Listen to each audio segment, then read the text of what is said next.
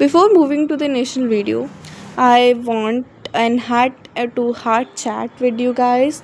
And the first thing I want to tell you about is I want you all to get some initial and nice knowledge from this audiobooks that I am providing so that you can grow in your life.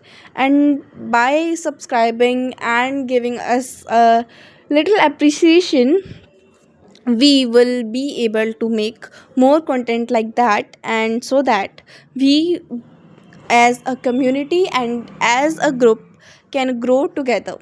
I will let you know about the new books I'm posting, and the audiobooks I'll be giving in a few months or days. I don't know actually whatever time it's take, but it has so much to do with what you guys want and what want. Look, we both are at a stage where we all want to grow.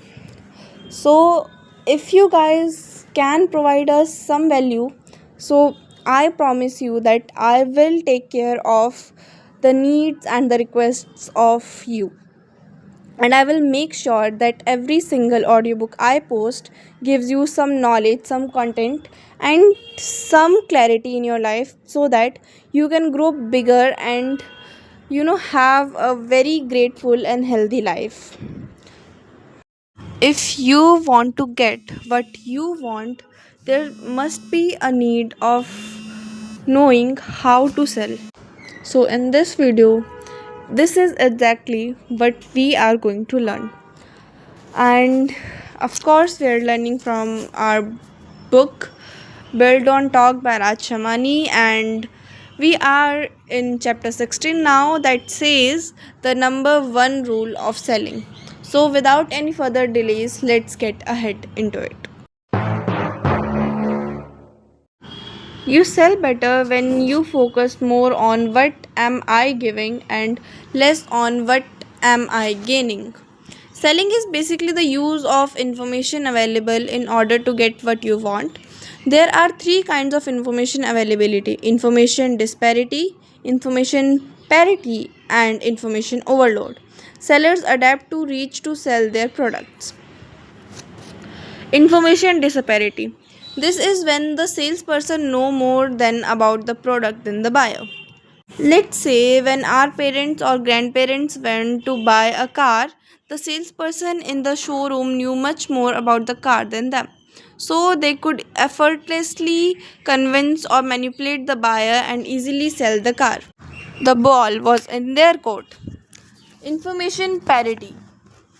Then come the era of information parity, where everybody has access to information on everything. Then the buyer were as knowledgeable as the seller. If they wanted to buy a hatchback, they could research what each brand offered and at what price point. The seller couldn't fool them. And then comes our last thing, which is information overload. Now, we live in an era of information overload. In this era, the buyer knows much more than the seller because of the internet. Everything is just one Google search away. You want to know what other people thought of a product, just go on Amazon, want the best price. That's available too. It's hard to fool buyers now. That's what information overload means. You cannot sell to somebody who already knows everything about a product. You will only buy if they trust you. The market is full of people selling the same thing, so who trust you is what matters. Now, the person you trust is the person you buy from, and that is why personal branding is very important.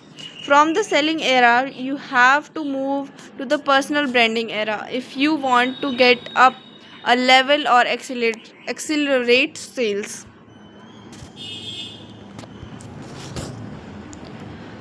You have to make people trust you and your brand. How do you build that trust? By generating awareness, keeping your promise, and over delivering every time. It's simple logic, it's caring. The number one rule for marketing is caring. Once you start caring about other people's, then everybody is in the entire value chain is going to trust you.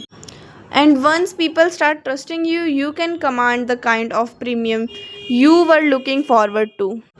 Key takeaways: if you know how to sell the information platforms available to you, you can sell anything. Care about what you are selling and to whom you are selling. Use personal branding to start selling. And also, guys, I'll be looking forward for your lovely and beautiful comments and suggestions that what should I change in it so that I can get better at this. And thank you for being here and listen to this.